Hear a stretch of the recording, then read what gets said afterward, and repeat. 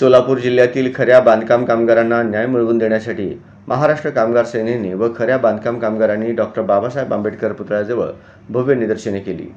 महाराष्ट्र कामगार सेनेचे प्रदेशाध्यक्ष विष्णू कारंपरी महाराज यांच्या नेतृत्वाखाली पार्क चौक येथील डॉक्टर बाबासाहेब आंबेडकर पुतळ्याजवळ करण्यात आलेल्या आंदोलनात आंदोलकांनी सहाय्यक कामगार आयुक्त चले जाओ, महायुती सरकार मुर्दाबाद, खऱ्या बांधकाम कामगारांना न्याय द्या, आमच्या मागण्या मान्य करा, नाहीतर खुर्च्या खाली करा, गरीब बांधकाम कामगारांच्या नावाखाली लूटमार करणाऱ्या कामगार आयुक्तांचा धिक्कार असो, दलालांना मदत करणारे आयुक्त सुधीर गायकवाड यांचा धिक्कार असो, महाराष्ट्र कामगार सेनेचा विजय असो, अशा घोषणा यावेळी दिल्या।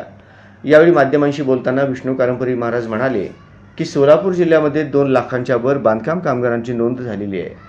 यावरून स्पष्ट दिसून येते की खोट्या बांधकाम कामगारांची नोंदणी करून सहाय्यक कामगार आयुक्तापासून कामगार मंत्र्यांपर्यंत सर्वच आर्थिक भ्रष्टाचार करत आहेत। नाव कामगारांचं, गाव सरकारी ते सत्ताधारीपर्यंत या खोट्या कामगारांच्या नोंदणी करण्यात इथे संबंध आहेत। त्याचबरोबर सदरील प्रकाराबाबत अनेक आंदोलने केली, जिल्हाधिकाऱ्यांना भेटलो, कामगार मंत्र्यांना भेटलो, कामगार आयुक्त, अप्पर कामगार आयुक्तांना भेटलो, तरी कुठलीही ठोस कारवाई झालेली नाही। म्हणून खऱ्या बांधकाम कामगारांना न्याय मिळवून देण्यासाठी नोंदणी प्रक्रिया व योजनेचे कामकाज थांबवावे, अन्यथा दिनांक 24 एप्रिल 2025 रोजी आमरण उपोषण करण्याचा इशारा विष्णू कारंपरी महाराज यांनी दिला आहे।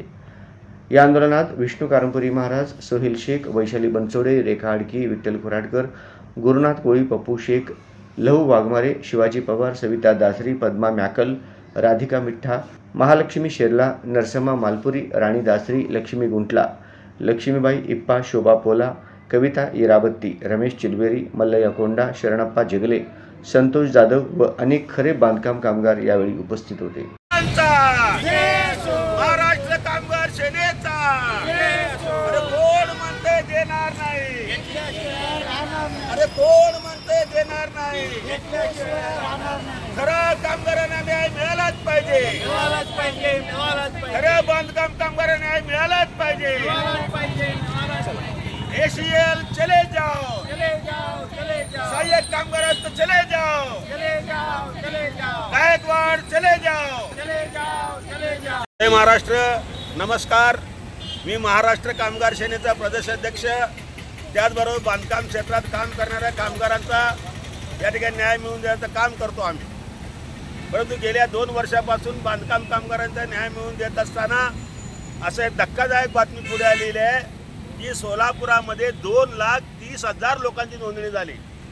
इतके बांधकाम कामगार कुठनं आले म्हणून वारंवार जिल्हाधिकारी साहेबांना, कामगार मंत्र्यांना, कामगार सचिवांना, माननीय सहाय्यक कामगार आयुक्तांना, अप्पर कामगार आयुक्तांना मी म्हणलं यामध्ये सर्व नोंदणी सहाय्यक कामगार आयुक्त व त्यांच्या कार्यालयातील बगलबच्चे अधिकारी आणि दलाल लोकांना मिळून हे बोगस नोंदणी चालू आहे।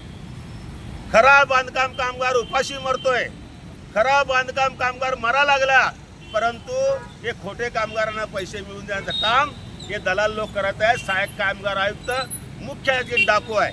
म्हणून या बाबतीमध्ये खरा कामगारांची नोंदणी असलेली सर्व कामगारांची आतापर्यंत झालेल्या सर्व सोलापुरातील कामगारांची फेर तपासणी करा आणि तोपर्यंत या ठिकाणी चालू असलेलं काम, नोंदणीचं काम बंद करा, अशी आमची मागणी आहे।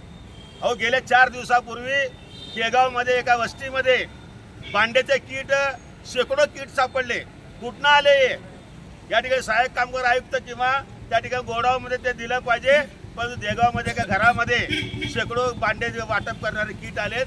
ते सगळ्या त्या ठिकाणी असलेलं आम्ही व्हिडिओ काढला, जिल्हाधिकाऱ्यांना दिला, त्यावेळी पोलीस खात्याला गुन्हा दाखल झाला, तरी सुद्धा काही करत नाहीत। यावरून या महाराष्ट्रातील हे सरकार जे आहे, महायुती सरकार, हे बांधकाम कामगारांचा पाठीमागे राहून बांधकाम कामगारांच्या नावाने लुटालूट करत आहे, जनतेचं, सरकारचा पैशाचं लुटालूट करत आहेत। जोपर्यंत आम्ही या बाबतीत न्याय मिळणार नाही तोपर्यंत आमचा लढा चालू होणार नाही।